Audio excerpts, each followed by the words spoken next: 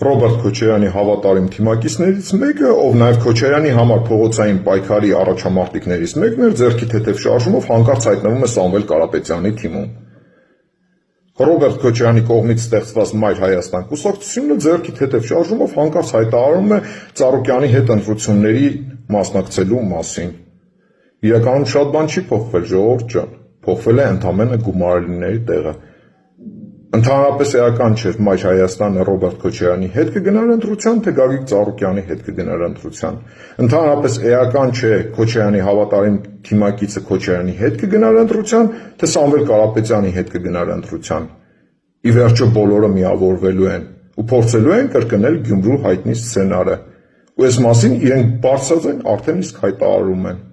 Ու այո, այս ուժերի նպատակը Հայաստանի Հանրապետությունը օլիգարխների գրպանային պետություն սարքելն է։ Քան դեռ ոմանք հեքիաթներ են պատմում,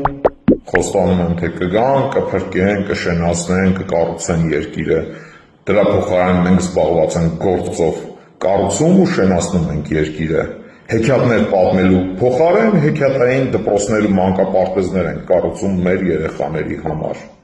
Ձեզ եմ ներկայացնելու Աստղաձորի մեր կառուցած հեքիաթային մանկապարտեզը։ Իդեպ պետք է հայտնեմ, որ Աստղաձորն իր պատմության մեջ առաջին անգամ ունի մանկապարտեզ։